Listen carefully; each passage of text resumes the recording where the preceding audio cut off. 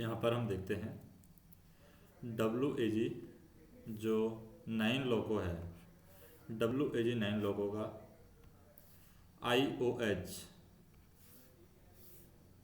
WAG 9 लोगों का IOH कितने दिन बाद किया जाता है। तो WAG 9 के IOH की बात करें तो 6 साल प्लस माइनस 6 महीने हो सकता है IOH, 6 ईयर प्लस माइनस हम कह सकते हैं 6 माह हो सकता है। नेक्स्ट हम देखें WAG 9 लोगों में एयर ड्रायर यूनिट है, एक किसके नीचे लगाया जाता है। WAG 9 लोगों में एयर ड्रायर यूनिट कैब 1 के नीचे लगाया गया है। डीजे क्लोजिंग हेतु मिनिमम प्रेशर कितना है। डीजे क्लोजिंग हेतु मिनिमम प्रेशर है 4.2 kg, 4.2 kg है डीजे क्लोजिंग हेतु मिनिमम प्रेशर।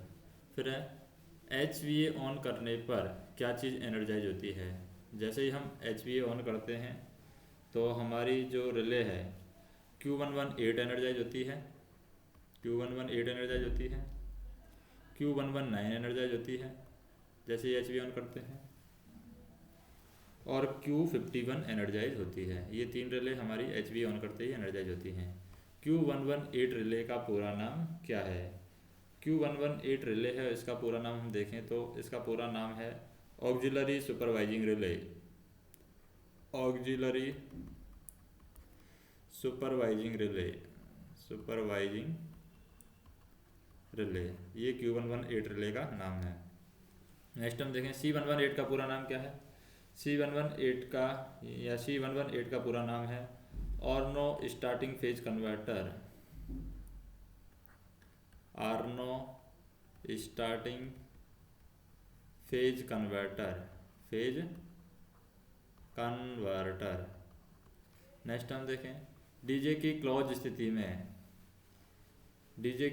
स्थिति में हम देखें ये एनर्जाइज रहता है। तो क्या क्या चीज़ एनर्जाइज रहती है डीजे की क्लोज स्थिति में। तो डीजे की क्लोज स्थिति में हम देखें हमारा Q118 है, ये एनर्जाइज रहता है, और डीजे की क्लोज स्थिति में Q44 है, ये एनर्जाइज रहता है, और एम्प्टी डीजे है, ये एनर्जाइज रहता है, एम्प्टी डीजे, ये डीजे की क्लोज स्थिति में एनर्जाइज रहते हैं। फिर डीजे क्लोज करने के लिए कौन कौन से फ्यूज बराबर होने चाहिए। तो 3 फ्यूजों के नाम दे रखे हैं यहाँ पर डीजे क्लोज करने के लिए। एक तो डीजे का CCDJ फ्यूज सही होना चाहिए, यानी CCDJ फ्यूज बराबर होने चाहिए। दूसरा अगर फ्यूज हम देखें तो CCDJ के अलावा CCPT फ्यूज भी सही होना चाहिए, और तीसरा फ्यूज अगर देखें तो बैटरी का फ्यूज भी सही होना चाहिए, CCVA फ्यूज भी यहाँ पर सही होना चाहिए। नेक्स्ट हम देखें प्रोग्राम स्विच का ऑपरेशन किसकी खुली अवस्था में करना चाहिए। तो प्रोग्राम स्विच का ऑपरेशन है किसकी खुली अवस्था में किया जाता है। तो प्रोग्राम स्विच का ऑपरेशन डीजे जब ओपन होता है तब ऑपरेशन करना चाहिए। प्रोग्राम स्विच का ऑपरेशन डीजे की खुली अवस्था में करना चाहिए। डीजे की प्रेशर रिले कौन सी है। तो डीजे की प्रेशर रिले हम देखें QPDJ है, ये डीजे की प्रेशर रिले है।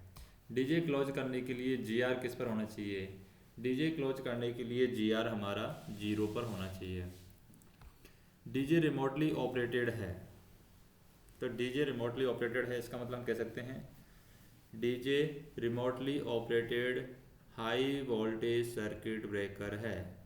DJ remotely operated high voltage circuit breaker है। डीजे क्लोज करने के लिए सामान्यतः प्रेशर कितना आवश्यक चाहिए। तो क्लोजिंग जो प्रेशर है मिनिमम क्लोजिंग प्रेशर, यानी डीजे क्लोज करने के लिए जो सामान्यतः प्रेशर चाहिए, मिनिमम नहीं है सामान्यतः, तो सामान्यतः चाहिए 6.5 kg/cm²। डीजे क्लोज करने के लिए इतना सामान्य प्रेशर चाहिए होता है। नेक्स्ट हम देखें VLDJ क्लोज और VLRDJ प्रेस करने पर कौन सी रिले एनर्जाइज होती है। VLDJ क्लोज कर दिया, VLRDJ प्रेस कर दिया तो हमारी Q45 रिले एनर्जाइज हो जाएगी। किसी भी ऑक्सिलरी में अर्थ फॉल्ट होने पर डीजे कौन सी रिले के द्वारा ट्रिप होगा। किसी भी ऑक्सिलरी में अगर अर्थ फॉल्ट है तो डीजे हम कह सकते हैं QoA रिले के द्वारा ट्रिप हो जाएगा। QoA रिले है, उसकी मदद से किसी भी ऑक्सिलरी में अर्थ फॉल्ट होने पर डीजे ट्रिप हो जाता है। MBRH में अर्थ फॉल्ट होने पर डीजे BLVMT ऑन करने के बाद ट्रिप होता है। मान लीजिए MBRH में अर्थ फॉल्ट आ गया है तो ये ऑक्सिलरी है।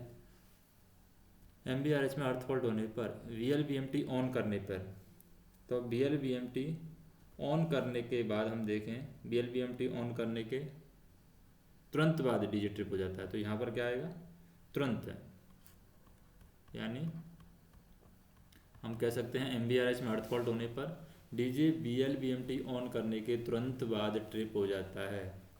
MBMT1 में अर्थ फॉल्ट होने पर डीजे BLVMT ऑन करने के, अब MBMT1 में अर्थ फॉल्ट हुआ है तो डीजे 5 सेकंड के बाद ट्रिप होगा। कितने सेकंड बाद ट्रिप होगा, यहाँ पर 5 सेकंड के बाद ट्रिप होगा, 5 सेकंड के बाद। इसी तरीके से MBM2 में अर्थ फॉल्ट होने पर डीजे BLVMT ऑन करने के कितने देर बाद ट्रिप होगा, तो यहाँ पर 10 सेकंड के बाद ट्रिप होगा। नेक्स्ट हम देखें MBMT2 के कार्य न करने पर डीजे BLVMT ऑन करने के कितने बाद ट्रिप होगा। MBMT2, अब ये है MBMT1 अर्थ फॉल्ट हुआ है, MBMT2 में अर्थ फॉल्ट हुआ है। अब MBMT2 के कार्य नहीं करने पर, अभी अर्थ फॉल्ट नहीं हुआ, MBMT2 कार्य नहीं कर रही है और BLVMT ऑन करने के बाद डीजे कितनी देर बाद ट्रिप होगा। तो यहाँ पर हम कह सकते हैं कि जो डीजे ट्रिप होगा वो 15.6 सेकंड के बाद ट्रिप होगा, यानी 5 सेकंड और जोड़ देंगे, 10 में 5 सेकंड और 0.6 सेकंड भी जोड़ देंगे तो 15.6 सेकंड हम कह सकते हैं। 15.6 सेकंड के बाद डीजे ट्रिप होगा। GR स्लगिश होने के, GR स्लगिश है तो कितनी देर बाद डीजे ट्रिप होता है। अगर GR हमारा स्लगिश हो रहा है तो हम कह सकते हैं कि ये पहले नॉच के बाद डीजे ट्रिप हो जाएगा। क्या कहेंगे हम, अगर GR स्लगिश होने पर पहले नॉच के बाद या पहले नॉच पर डीजे, पहले नॉच पर या पहले नॉच के बाद डीजे ट्रिप होगा। नेक्स्ट देखें C106 के NY में खराबी होने पर, C106 के NY में खराबी है तो डीजे कितनी देर बाद ट्रिप होगा या कितने कब ट्रिप होगा। C106 के NY में अगर खराबी है तो हम कह सकते हैं कि डीजे है 6वें नॉच पर ट्रिप होगा, 6वें नॉच पर ये ट्रिप होगा। VCB डीजे लॉको में QP डीजे की पिकअप वैल्यू कितनी है। तो VCB डीजे लॉको में QP डीजे की पिकअप वैल्यू की बात करें तो QP डीजे की पिकअप वैल्यू होगी 4.65 kg पर सेंटीमीटर स्क्वायर, 4.65 kg पर centimetre square. Traction power circuit में अर्थ फॉल्ट होने पर किस रिले के द्वारा डीजे ट्रिप होगा। तो ट्रैक्शन पावर सर्किट में अर्थ फॉल्ट होने पर QOP 1 और 2 रिले के द्वारा डीजे ट्रिप होगा, QOP 1/2 इस रिले के द्वारा डीजे ट्रिप होगा। ट्रैक्शन पावर सर्किट में अगर अर्थ फॉल्ट हुआ है तो QOP, ये ट्रैक्शन पावर सर्किट के लिए रिले है QOP 1 या 2 रिले के द्वारा कोई एक में से डीजे ट्रिप होगा। नेक्स्ट हम देखें रेल लेवल से रेलगाड़ी की ऊंचाई कितनी मिलीमीटर होती है। तो रेल लेवल से रेलगाड़ी की ऊंचाई 110 मिलीमीटर +- 5 कर सकते हैं, 110 +- 5 ऐसे कुछ कर सकते हैं। रेल लेवल में रेलगाड़ी की ऊंचाई 110 +- 5 +10, यानी हम लिख सकते हैं 110 +10 -5, इसमें से कुछ भी हो सकता है। WAG 9 लोगों में एक बोगी में कुल हेलिकल स्प्रिंग लगे होते हैं। तो एक बोगी में WAG 5 लोगों के अंदर हम देखें तो 8 हेलिकल स्प्रिंग लगे होते हैं। WAG 5 लोगों में कुल कितने ब्रेक सिलेंडर लगे हैं। तो WAG 5 लोको में पूछा है तो टोटल 8 ब्रेक सिलेंडर लगे हैं। एक बोगी में 4 तो टोटल 2 बोगी में 8 ब्रेक सिलेंडर लगे हैं। OHE में टेंशन रहने के पर डीजे ट्रिप हो जाएगा। OHE में टेंशन नहीं है तो हम कह सकते हैं कि 5.6 सेकंड के बाद, OHE में टेंशन नहीं है तो 5.6 सेकंड के बाद डीजे हमारा ट्रिप हो जाएगा। 6 नॉच ट्रिपिंग से बचने के लिए कौन से स्विच को ऑन करेंगे। 6 नॉच ट्रिप से बचने के लिए हम कौन से स्विच को ऑन करेंगे, SC105 स्विच को हम ऑन करेंगे। Q44 रिले बेज रहने पर कौन सी रिले को भी बेज समझेंगे? Q44 रिले बेज है तो हम क्या करेंगे, Q118 रिले है उसको भी बेज समझेंगे, Q118 रिले को भी बेज समझा जाएगा। QP डीजे बाईपास रहने पर कम से कम किस प्रेशर पर डीजे क्लोज हो जाएगा? QP डीजे बाईपास रहने पर कम से कम 4.2 kg पर सेंटीमीटर स्क्वायर, यानी QP डीजे बाईपास रहने पर कम से कम 4.2 kg पर सेंटीमीटर स्क्वायर प्रेशर पर डीजे क्लोज हो जाएगा।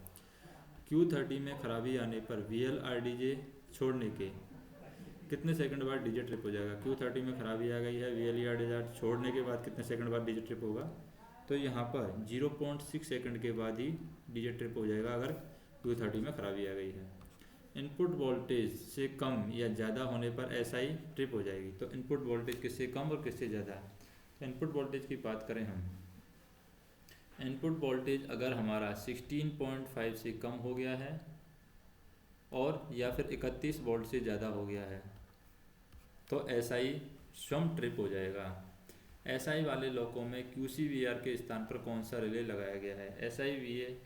SI वाले जो लोगों हैं उनमें QCVR के स्थान पर जो रिले यूज किया गया है वो किया गया है QCON रिले का इस्तेमाल किया गया है।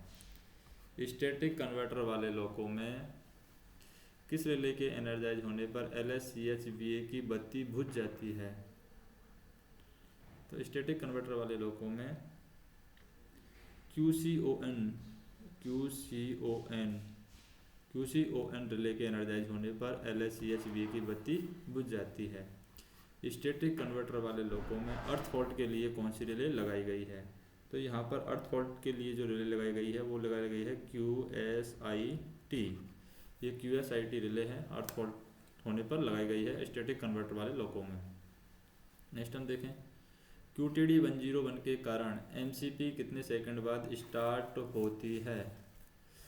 तो QTD 101 के कारण हम कहें कि QTD 101 के कारण MCP 5 सेकंड बाद स्टार्ट होती है, QTD 101 के कारण। फिर हम देखें स्टैटिक कन्वर्टर के कार्य नहीं करने पर फ्यूज भी कौन कौन से फ्यूज हैं जो चेक करने चाहिए स्टैटिक कन्वर्टर के कार्य नहीं करने पर?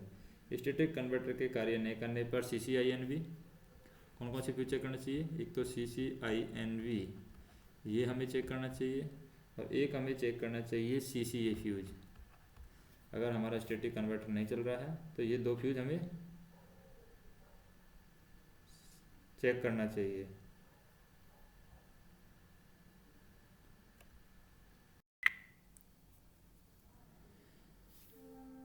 नेक्स्ट हम देखें यहाँ पर, जैसे कि स्टैटिक कन्वर्टर डीजे क्लोज होने के कितने देर बाद चलता है? स्टैटिक कन्वर्टर जो डीजे क्लोज कर देते हैं तो डीजे क्लोज होने के 10-12 सेकंड के बाद में स्टैटिक कन्वर्टर चलता है। MCP3 को 5 सेकंड बाद चलाने के लिए कौन सी रिले लगाया जाता है? तो MCP3 को 5 सेकंड बाद चलाने के लिए यहाँ पर Q119 रिले लगाया जाता है, Q119 ये रिले लगाया जाता है ताकि MCP3 को 5 सेकंड के बाद चलाया जा सके। QSIT को बाईपास करने के लिए कौन से स्विच को किस पर रखते हैं? तो QSIT को बाईपास करने के लिए हम यहाँ पर HSIV स्विच होता है जिसको 0 पर रखते हैं। कौन सा स्विच होता है? HSIV स्विच, इसको हम 0 पर रखते हैं। QSIT को बाईपास रखने के लिए HSIV स्विच को 0 पर रखते हैं। माइक्रो प्रोसेसर युक्त लोगों पर, जैसे हम देखें यहाँ पर माइक्रो प्रोसेसर युक्त जो लोको है,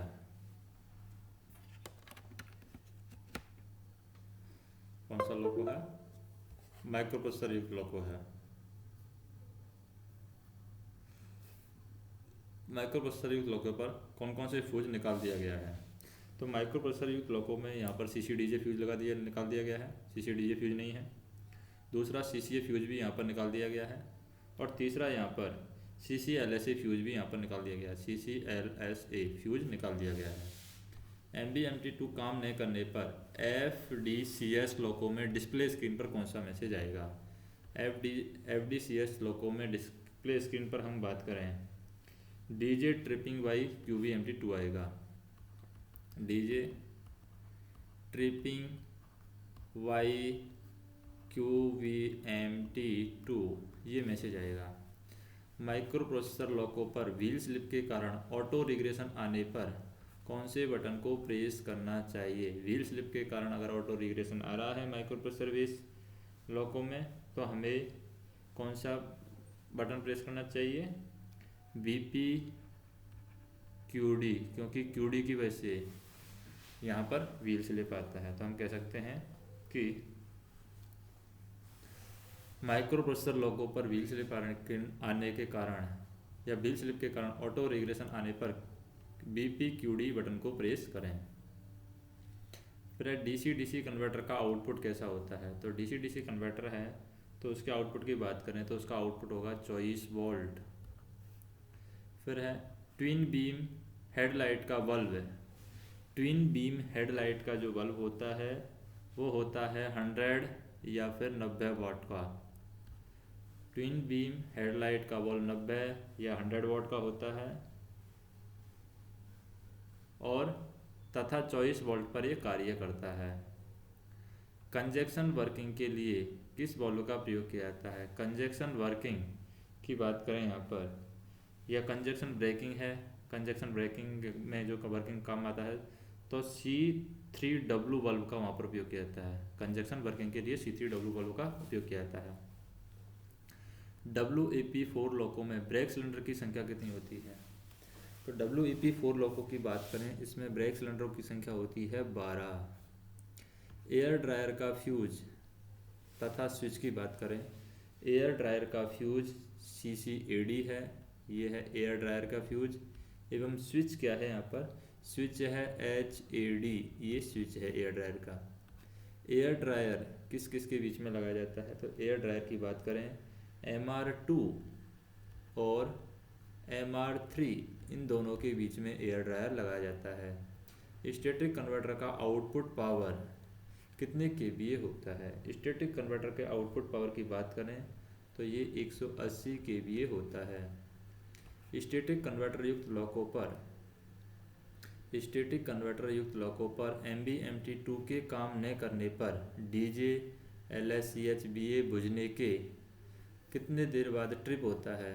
तो यहाँ पर हम बात करें स्टैटिक युक्त लॉको पर MBMT2 काम न करने पर DJ LSCH बुझने के 5.6 सेकंड के बाद में ये DJ ट्रिप हो जाता है। स्टैटिक कन्वर्टर युक्त लॉको पर MPH के काम नहीं करने पर DJ LSCH भी बुझने के कितने देर बाद ट्रिप हो जाता है? तो MPH अगर काम नहीं कर रही है तो भी यहाँ पर 5.6 सेकंड के बाद में DJ ट्रिप हो जाएगा। MBMT2 काम नहीं कर रही है तो भी 5.6 सेकंड के बाद ट्रिप हो जाएगा। और स्टैटिक कन्वर्टर युक्त लॉको पर MBSL1 काम न करने पर DJ LSCHBA बुझने के कितने देर बाद ट्रिप हो जाएगा? तो इसमें भी 5.6 सेकंड ही आएगा।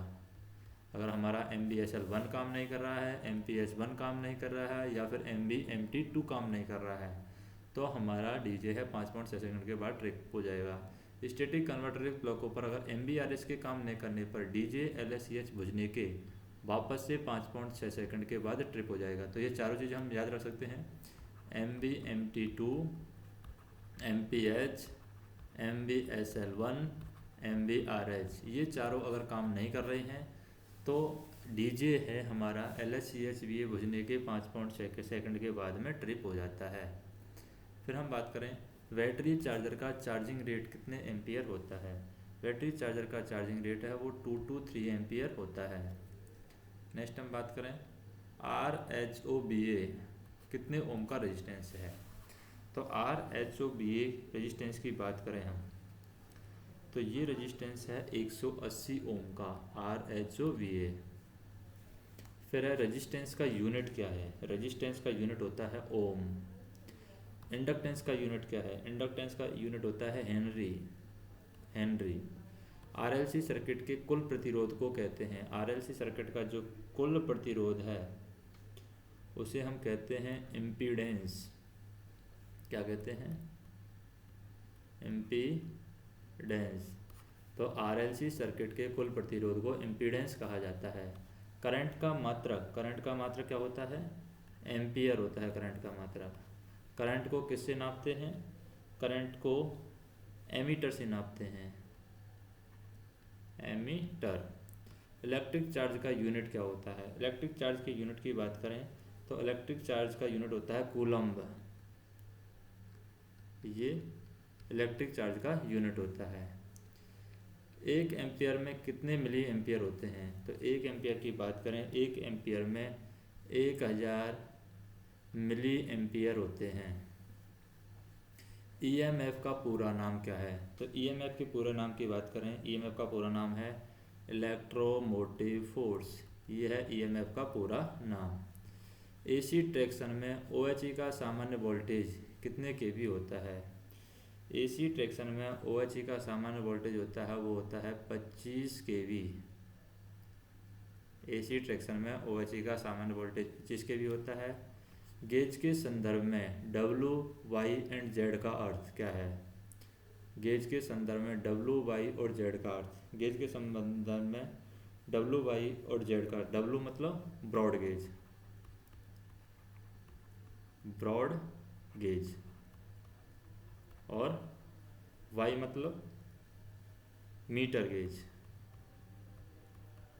मीटर गेज, और W, Y और Z मतलब क्या होता है? Z मतलब narrow gauge, narrow gauge. Next हम देखें, WAM4 लॉकों की सीरीज किससे शुरू होती है? WAM लॉकों की सीरीज है, ये हमारी होती है 20 और 21 से शुरू होती है। WAG5 लॉकों की सीरीज किससे स्टार्ट होती है? WAG5 लॉकों की सीरीज 23 और 24 से स्टार्ट होती है। WAG6 लॉकों की सीरीज किससे स्टार्ट होती है? WAG6 लॉकों की सीरीज होती है 26 से। तो इससे याद रख सकते हैं कि भाई 20, 21 है, ये WAM4 की है। WAG5 की है 23, 24। WAG6 की है 26। WAG7 की सीरीज की बात करें, WAG7 की सीरीज है 27, 28, 24 हो सकती है। 27 भी हो सकती है, 28 भी हो सकती है, और 24 से भी शुरू हो सकती है। WAG9 लॉकों की सीरीज किससे शुरू होती है? तो WAG9 लॉकों जो है उसकी सीरीज होती है 31 से शुरू। और WAP5 लॉकों की सीरीज किससे शुरू होती है? 30 से शुरू होती है WAP5 की। 25 kV 25 kV AC ट्रैक्शन में संरक्षा जोन कितने मीटर का होता है? यानी safety zone 25 kV AC traction में कितने मीटर का होता है? तो संरक्षा जोन होता है 2 मीटर का। 1500 वोल्ट DC ट्रैक्शन में संरक्षा जोन कितने मीटर का होता है? 1500 वोल्ट DC ट्रैक्शन में ये 1 मीटर का होता है। PTFE का पूरा नाम, PTFE होता है हमारा, PTFE का पूरा नाम poly tetra फ्लोरोएथिलीन, poly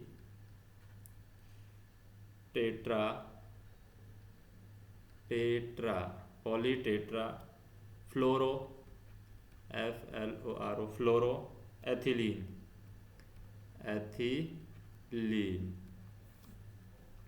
main line पर OHE का स्टेगर MM होता है, कितने मिलीमीटर होता है? मेन लाइन पर OHE का स्टेगर, मेन लाइन पर OHE का स्टेगर होता है ±200 मिलीमीटर। क्या होता है? ±200 मिलीमीटर। ये मेन लाइन पर OHE का स्टेगर होता है ±200 मिलीमीटर। कॉन्टैक्ट वायर की ऊंचाई मेन लाइन पर कितने मीटर होती है? कॉन्टैक्ट वायर की ऊंचाई है मेन लाइन पर 5.55 मीटर होती है, 5.55 मीटर। नेक्स्ट हम देखें कि 1 HP में कितने किलोवाट होता है? 1 HP में होता है 0.746 किलोवाट। नेक्स्ट देखते हैं, विश्व की पहली रेल कहाँ पर चली थी और कब चली थी? तो विश्व की पहली रेल की बात करते हैं हम। 1825 में चली थी, स्टॉकटन से डार्लिंगटन तक चली थी। कब चली थी विश्व की पहली रेल? 1825 में। इंडिया में चली थी 1853 में। और कहाँ से कहाँ तक चली थी? इसके बीच चली थी स्टॉकटन से डार्लिंगटन, स्टॉकटन से डार्लिंगटन तक ये विश्व की पहली रेल चली थी। रेलवे बोर्ड की स्थापना कब हुई है? तो रेलवे बोर्ड की जो स्थापना हुई है वो हुई है 1905 में रेलवे बोर्ड की स्थापना हुई है। रेलवे में कुल कितने जोन हैं? तो रेलवे में वर्तमान में 18 जोन हैं। दक्षिण पश्चिमी रेलवे का मुख्यालय कहाँ है? SWR, south western railway. South western railway का मुख्यालय है हुबली। SWR का मुख्यालय कहाँ पर है? हुबली में। ऑन ड्यूटी पास कितने प्रकार के होते हैं? ऑन ड्यूटी पास है हमारे पास में 4 प्रकार के ऑन ड्यूटी पास होते हैं। MPV 2 जल जाने पर कौन से स्विच को किस पोजीशन पर रखेंगे? MPV 2 अगर जल गया है हमारा तो हम ZPV स्विच को 3 पोजीशन पर रखेंगे।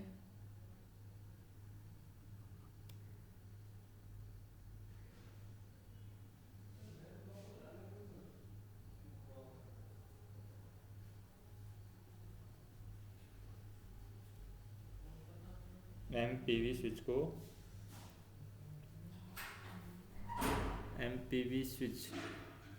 MPV 2 जल जाने पर ZPV स्विच को 3 पोजीशन पर रखेंगे। कौन सी रिले को बेस करने पर DVR का प्रयोग नहीं करना चाहिए? तो वो है हमारी Q50। कौन सी रिले है? वो है हमारी Q50 रिले। Q50 रिले को वेज करने के बाद में हमें DVR का प्रयोग नहीं करना चाहिए। WAG5H लॉको का स्टार्टिंग करंट 2 मिनट के लिए कितना एम्पियर होता है? तो WAG5H लॉको का स्टार्टिंग करंट है वो 1200 एम्पियर होना चाहिए स्टार्टिंग 2 मिनट के लिए। RGCP के कट इन और कटआउट अवस्था में कौन सा वॉल्व एनर्जाइज और कौन सा वॉल्व डी एनर्जाइज होता है? तो RGCP की बात कर रहे हैं। RGCP में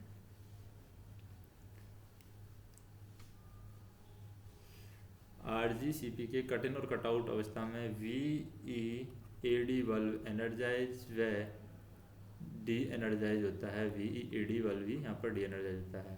RGCP के कट इन और कटआउट अवस्था हम देखते हैं तो ये VEAD वल्व आ गया। उसके बाद हम देखते हैं QF रिले किस पर लगा है? QF की बात करें यहाँ पर तो कॉरिडोर नंबर 1 में VA3 की दीवार पर लगा है। QF1 कहाँ पर लगा है? कॉरिडोर नंबर 1 में और VA3 की दीवार पर लगा है। VA3 की दीवार पर लगा है। कॉन्ट्रैक्टर C145 किसके लिए लगाया गया है? तो कॉन्ट्रैक्टर है C145 ये रेओस्टेटिक ब्रेकिंग के लिए लगाया गया है। कौन सी ब्रेकिंग के लिए? रेओस्टेटिक ब्रेकिंग के लिए। REHAUSTATIC rheostatic breaking.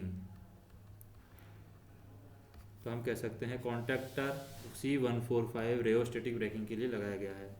Power circuit का अर्थ फॉल्ट रिले कौन सा है? तो पावर सर्किट का अर्थ फॉल्ट रिले है EOP1। यहाँ पर हम देखें पावर सर्किट का अर्थ फॉल्ट रिले कौन सा है?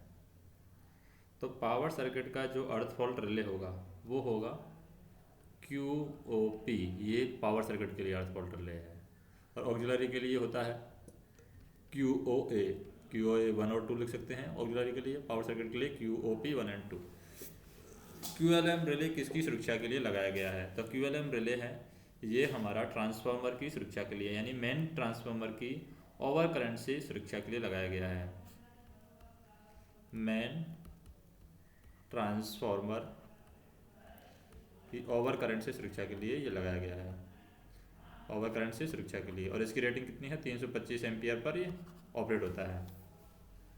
ट्रैक्शन पावर सर्किट को अधिक वोल्टेज से सुरक्षा हेतु कौन सी रिले लगाई गई है। अब ट्रैक्शन पावर सर्किट यानी टीपीसी, ट्रैक्शन पावर सर्किट को अधिक वोल्टेज से सुरक्षा के लिए जो रिले लगाई गई है वो है हमारी Q20 over voltage protection relay बोल सकते हैं इसको। Q20 है, ट्रैक्शन पावर सर्किट को अधिक वोल्टेज से सुरक्षा प्रदान करती है। नेक्स्ट हम देखें आर्नो की प्रोटेक्शन रिले कौन सी है। आर्नो की प्रोटेक्शन रिले है QCVAR, ये आर्नो के लिए लगाई गई है। यदि RSI 2 में अर्थ फॉल्ट आता है तो कौन सी रिले डीजे को ओपन कर देती है या खोल देता है। अगर RSI 2 में अर्थ फॉल्ट आता है तो हम कहें कि QOP2 रिले है डीजे को ओपन कर देगी, QOP2 रिले डीजे को ओपन कर देती है। WAG 5 लॉकों की अधिकतम करंट सीमा कितनी है। WAG 7 लॉकों की है ये। WAG 7 लॉकों की अधिकतम यानी मैक्सिमम करंट लिमिट है वो है 1300 यानी 1300 एम्पियर, ये अधिकतम करंट सीमा है WAG 7 लॉकों की। MPH किसके लिए लगा हुआ है। MPH की बात करें, ये मोटर है MPH, यानी हम कह सकते हैं MPH को कि सर्कुलेटिंग पंप यानी ट्रांसफार्मर तेल को सर्कुलेट करने के लिए MPH लगा हुआ है। ट्रांसफार्मर को यानी ट्रांसफार्मर तेल को सर्कुलेट करने के लिए MPH लगा हुआ है। सर्कुलेट करने के लिए क्या लगा हुआ है, MPH लगा हुआ है। नेक्स्ट हम देखें Q20 डी एनर्जाइज और कितने वोल्ट पर ये एनर्जाइज होती है, यानी जो कितने वोल्ट पर Q20 डी एनर्जाइज होती है और कितने वोल्ट पर एनर्जाइज होती है। तो हम बात करें 740 वोल्ट होने पर Q20 है हमारी डी एनर्जाइज हो जाती है 740 वोल्ट पर, और 865 वोल्ट पर ये एनर्जाइज हो जाती है। जो Q20 रिले है 740 वोल्ट पर डी एनर्जाइज होती है और 860 वोल्ट पर ये एनर्जाइज होती है।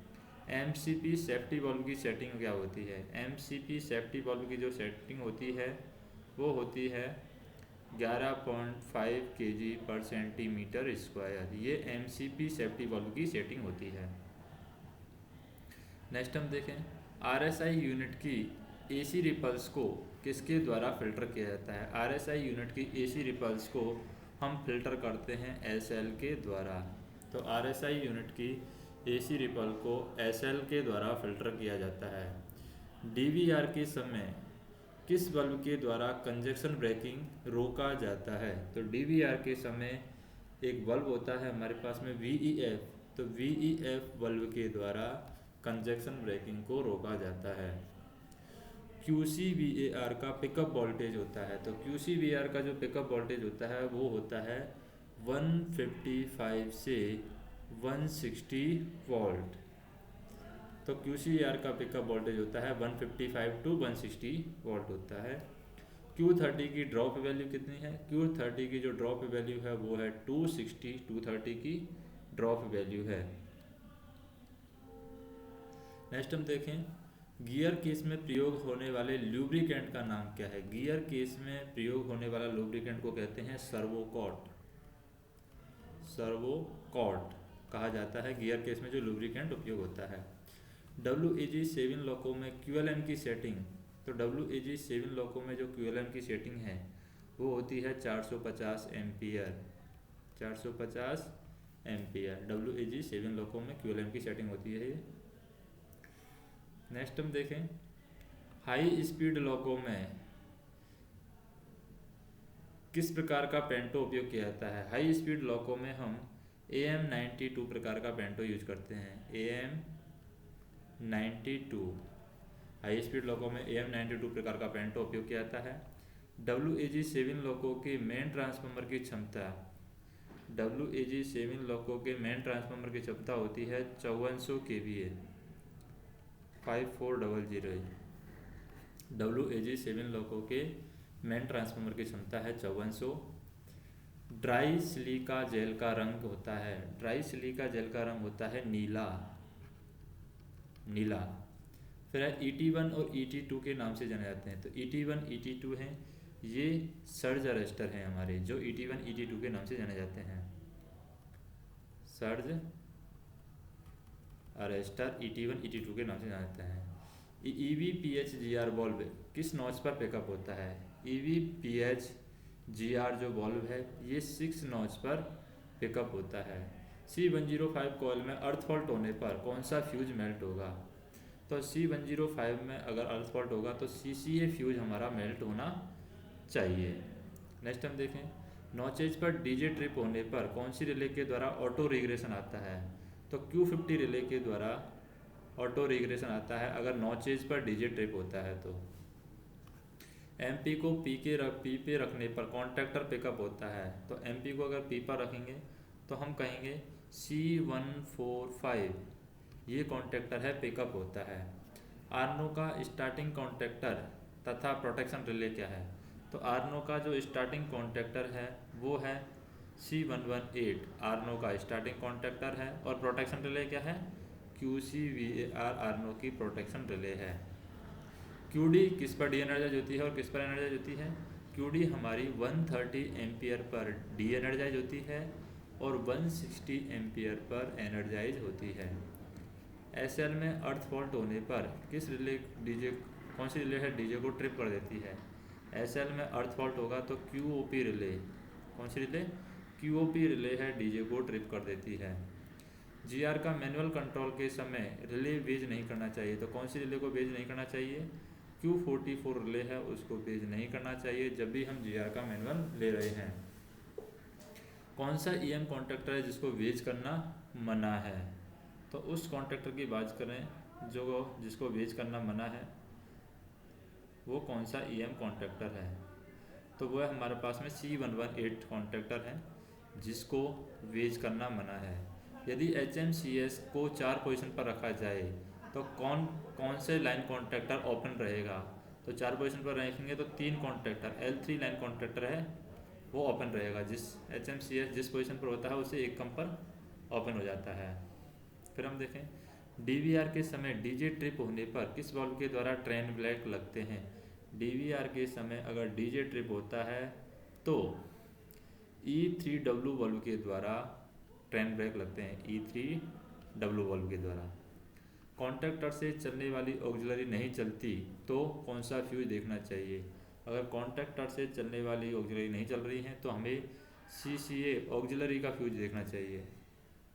फिर हम देखें, ऑक्सिलरी पावर सर्किट का अर्थ फॉल्ट रिले, तो ऑक्सिलरी पावर सर्किट का अर्थ फॉल्ट रिले होता है QOA। मल्टीपल लोगो अधिकतम कितने लोगों का बनाया जाता है? मल्टीपल लोगो है अधिकतम 4 लोगों का बनाया जाता है। मल्टीपल लोगों में पिछले सभी लोगों को HVA क्या होना चाहिए?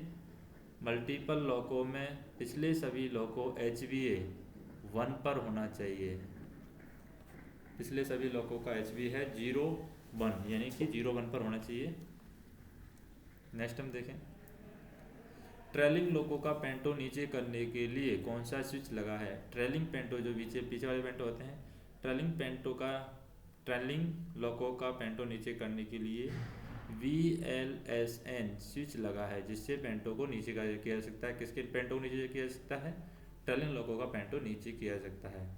मल्टीपल यूनिट में लीडिंग लोको का MUTV वॉल्व कहाँ पर रहता है? तो मल्टीपल लोको में लीडिंग लोको का MU2V वॉल्व है वो लीड पर ही रहता है, और मल्टीपल लोको में ट्रेलिंग लोको का MU2V कहाँ रहता है? MU2V यहाँ पर ट्रेल में ही रहता है। हम कह सकते हैं कि मल्टीपल लोको में या मल्टीपल यूनिट में लोको में ट्रेलिंग लोको का MU2V ट्रेलिंग पर रहता है। मल्टीपल यूनिट लोको में कुल कितने पाइप जोड़े जाते हैं? मल्टीपल यूनिट लोको में कुल 5 पाइप जोड़े गए हैं। WAM4 2S3P में QD किस पर एनर्जाइज होती है और किस पर डी एनर्जाइज होती है? WAM4 2S3P में QD है वो 125 एम्पियर पर एनर्जाइज होती है और 40 एम्पियर पर डी एनर्जाइज होती है। WAM4 लोको में QD कितने एम्पियर पर एनर्जाइज होती है और कितने एम्पियर पर डी एनर्जाइज होती है? तो WAM4 में QD है 125 एम्पियर पर एनर्जाइज होती है, और यहाँ पर WAM4 है सिर्फ 2S नहीं है तो ये 80 एम्पियर पर डी एनर्जाइज होगी। WAM4 2S और 3P लॉकों में कितनी QOP लगी हैं? तो इसमें जो QOP लगी है वो एक QOP लगी है यहाँ पर WAM4 2S 3P में। फिर है WAM4 2S 3P लॉकों में HUVA की पोजीशन होती है। तो HUVA की जो पोजीशन होती है, 3 पोजीशन होती हैं WM4 2S 3P लॉकों में। WM4 2S 3P लॉकों में आर्नो के साथ कितने ऑक्सिलरी चलती हैं? आर्नो के साथ यहाँ पर 4 ऑक्सिलरी चलती हैं। WM4 2S 3P लॉकों में Q20 रिले कितने वोल्ट पर एनर्जाइज होती है, कितने वोल्ट पर डी एनर्जाइज होती है? तो यहाँ पर ये 1500 वोल्ट पर Q20 रिले एनर्जाइज होती है WM4 2S 3P में 3 फेज लॉकों में, यानी कि WAM4 2S 3 फेज लॉकों में Q20 रिले 1500 वोल्ट पर एनर्जाइज होती है और 1350 वोल्ट पर डी एनर्जाइज होती है। फिर नेक्स्ट हम देखें पिछले लॉकों से कार्य करते समय गति कितनी होनी चाहिए? 40 kmph। मल्टीपल लॉकों में अगर पिछले लॉकों से कार्य कर रहे हैं, मल्टीपल लॉकों हमने कनेक्ट किए हुए हैं और पिछले लॉकों से अगर कार्य कर रहे हैं तो स्पीड होनी चाहिए हमारी 40 किलोमीटर पर आवर। RGCP पर कटआउट और कट इन रहता है, तो RGCP पर जो कटआउट रहता है वो रहता है 9.5 kg पर सेंटीमीटर स्क्वायर, 9.5 kg पर सेंटीमीटर स्क्वायर, और कट इन जो रहता है वो रहता है 8 kg पर सेंटीमीटर स्क्वायर, 8 kg पर सेंटीमीटर स्क्वायर। फिर है WAM4 लॉकों में QRSI सेटिंग होती है। तो WAM4 लॉकों में QRSI की सेटिंग कितनी होती है? QRSI की सेटिंग होती है 1500 एम्पियर WAP4 लॉकों में। WAM4 में केवल कितनी QD लगी हुई है? WAM4 में केवल एक QD लगी हुई है। WAG5 टाओ लोगों का TI कितने दिन बाद किया जाता है? टाओ लोगों का TI है ये 15 दिन के बाद किया जाता है। WAG5 HS लोगों का TI, तो HS लोगों का जो TI है यहाँ पर ये 20 दिन के बाद किया जाता है। WAG5 HS लोगों का TI 20 दिन के बाद किया जाता है। गुड्स लोगों का IA शेड्यूल कितने दिन के बाद होता है? गुड्स लोगों का IA शेड्यूल है ये 45 दिन के बाद होता है। गुड्स लोगों का IB शेड्यूल कितने दिन बाद होता है? गुड्स लोगों का IB शेड्यूल ये 90 दिन के बाद होता है। और गुड्स लोगों का IC शेड्यूल है ये कितने दिन बाद होता है? ये 135 दिन बाद होता है गुड्स लोगों का IC शेड्यूल। और गुड्स लोगों का AOH कितने दिन बाद होता है? AOH होता है 18 महीने प्लस माइनस 1 महीना, 18 मंथ प्लस माइनस 1 मंथ। और फिर सवारी लोगों का AOH कितने दिन बाद होता है? सवारी लोगों का AOH होता है 12 महीने प्लस माइनस 1 महीना। और नेक्स्ट हम देखें सवारी लोगों का TI कितने किलोमीटर के बाद होता है? सवारी लोगों का जो TI है वो 3000 किलोमीटर के बाद होता है।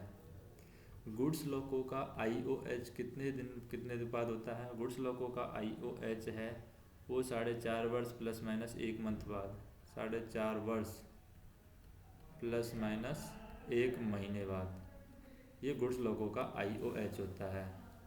फिर सवारी लोगों का POH कितने दिन बाद होता है? सवारी लोगों का POH होता है 6 वर्ष प्लस माइनस 3 माह। फिर है गुड्स लोगों का POH है 9 वर्ष प्लस माइनस 3 माह, ये गुड्स लोगों का POH होता है। गुड्स लोगों का POH कितने किलोमीटर पूरा होने के बाद किया जाता है? गुड्स लोगों का POH या तो 9 वर्ष हो गया, या किलोमीटर में बात करें तो 12 लाख किलोमीटर।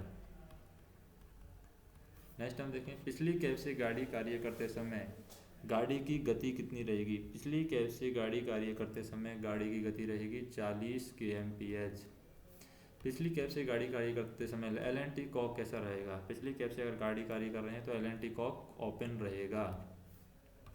रात के समय सेक्शन में हेडलाइट खराब होने पर गाड़ी की अधिकतम गति कितनी होगी? गाड़ी की अधिकतम गति उस टाइम पर 40 kmph होगी, 40 kmph। हेडलाइट कार्य नहीं करने पर कौन सा स्विच चेक करेंगे? हेडलाइट काम नहीं कर रही है तो हम ZRT स्विच चेक करेंगे, ZRT। फिर DC कन्वर्टर का इनपुट वोल्टेज जो होता है वो होता है 110 वोल्ट DC, और DC कन्वर्टर का आउटपुट वोल्टेज जो होता है वो होता है 24 kV, 24 वोल्ट होता है सिर्फ। 24 वोल्ट डीसी होता है डीसी डीसी कन्वर्टर का, 110 volt DC input, 24 volt output. Twin beam headlight की दृश्यता दूरी क्या है? ट्विन बीम हेडलाइट की दृश्यता दूरी है 305 मीटर। फिर है डीसी डीसी कन्वर्टर का फ्यूज कितने एम्पियर का होता है? क्या बात कर रहे हैं हम? डीसी डीसी कन्वर्टर का फ्यूज। तो डीसी डीसी कन्वर्टर का फ्यूज है वो होता है 1.5 से 2 एम्पियर का, 1.5 टू 2 एम्पियर का डीसी डीसी कन्वर्टर का फ्यूज होता है। ट्विन बीम हेडलाइट का वॉल्व कितने वाट का होता है? ट्विन बीम हेडलाइट का वॉल्व है 100 वाट तथा 90 वाट का होता है। RTPR का इनपुट फ्यूज कितने एम्पियर का होता है? RTPR का इनपुट फ्यूज है वो 6 एम्पियर का होता है। और RTPR का आउटपुट फ्यूज, RPTR का आउटपुट फ्यूज है वो 16 एम्पियर का होता है। कन्वेंशनल हेडलाइट की दृश्यता दूरी कितनी होती है? कन्वेंशनल हेडलाइट की दृश्यता दूरी 240 मीटर होती है। कन्वेंशनल हेडलाइट का वॉल्व कितने वाट का होता है? ये 250 वाट का होता है कन्वेंशनल हेडलाइट का वॉल्व। कैब लाइट फेल होने पर कौन सा फ्यूज चेक करेंगे? कैब लाइट फेल होने पर CCLC cab light, cab C4 cab L4 light, तो CCLC cab light fuse check करेंगे अगर कैब लाइट फेल हो रही है तो। मार्कर लाइट फेल होने पर कौन सा चेक करेंगे? CCLF फ्लैश लाइट, और CC मतलब फ्यूज, तो CCLF हो गया मार्कर लाइट फेल होने पर CCLF हम फ्यूज चेक करेंगे। मार्कर लाइट फेल होने पर गाड़ी की गति कितनी रहेगी? मार्कर लाइट फेल होने पर गाड़ी की गति सामान्य, मार्कर लाइट फेल होने पर गाड़ी की गति की बात कर रहे हैं हम, ये सामान्य रहेगी।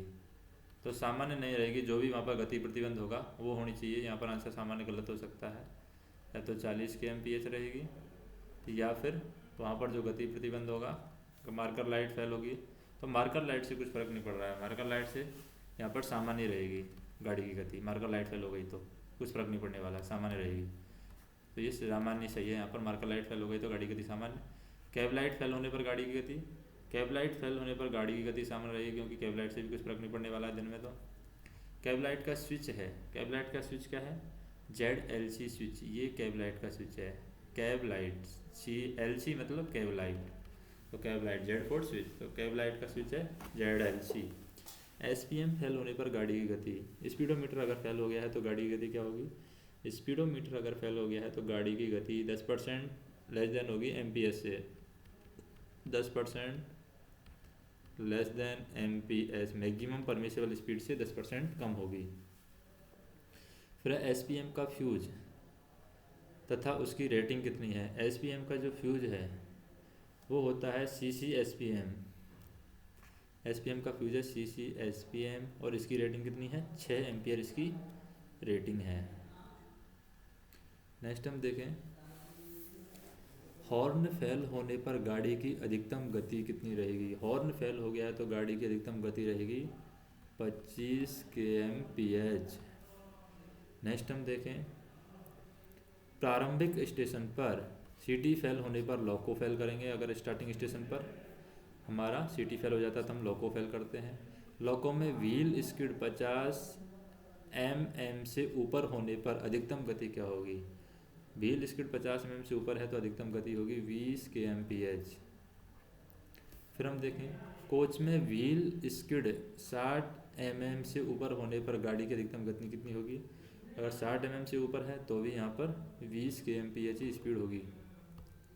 फिर हम देखें, कोच में व्हील स्पीड 50 mm होने पर गाड़ी की गति रहेगी। अब जैसे यहाँ पर लोको है, यहाँ पर कोच है, और कोच में अगर व्हील स्पीड 50 mm में तो गाड़ी की गति कितनी रहेगी? सामान्य दे रखी, तो सामान्य तो नहीं रहनी चाहिए यहाँ पर, लेकिन सामान्य दी हुई है। फिर मालगाड़ी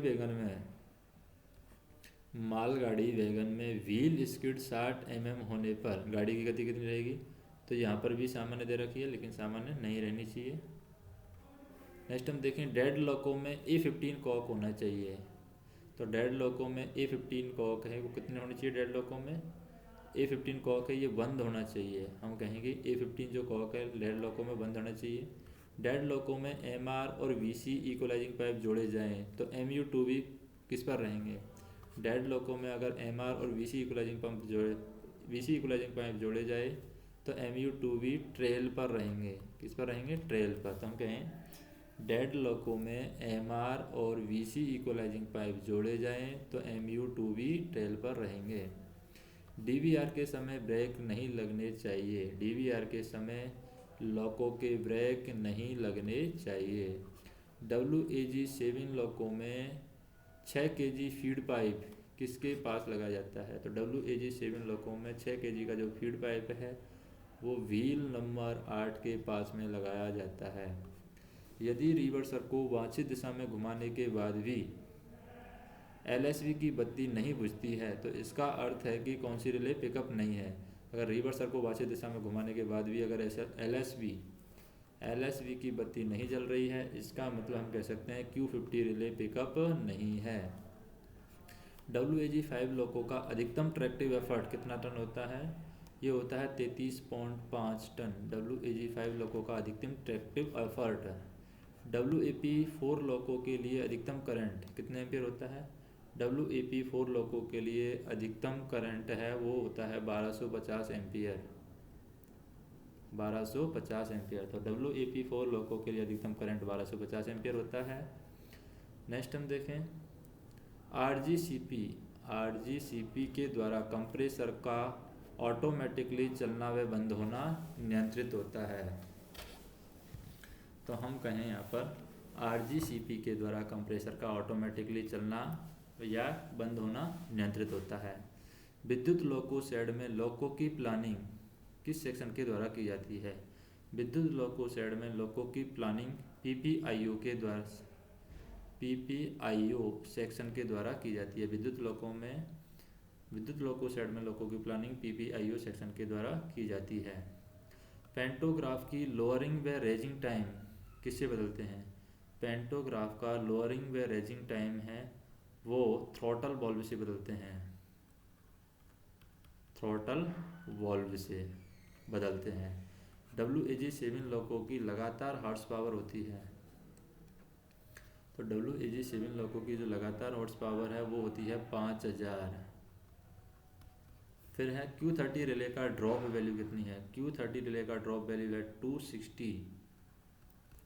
WAG5 लॉकों में कंप्रेसर का हॉर्स पावर कितना होता है? WAG5 में कंप्रेसर का जो हॉर्स पावर होता है वो होता है 12.6। ट्रेन का ब्रेक पाइप चार्ज करने के लिए लॉकों में कौन सा वाल्व लगा हुआ है? ट्रेन ब्रेक पाइप चार्ज करने के लिए एडिशनल C2 रिले वाल्व लगा हुआ है जिसके द्वारा ट्रेन का ब्रेक पाइप चार्ज किया जाता है। चलती गाड़ी में यदि VLRDJ टूट जाता है और BL2DJ नहीं लगा है तो किस रिले का मैनुअल कंट्रोल लेकर के DJ क्लोज कर सकते हैं? तो वो है Q45 रिले। अगर चलती गाड़ी में VLRDJ टूट जाता है और BP2DJ नहीं लगा है तो Q45 रिले का मैनुअल कंट्रोल लेकर के गाड़ी को चला सकते हैं। नेक्स्ट हम देखें कि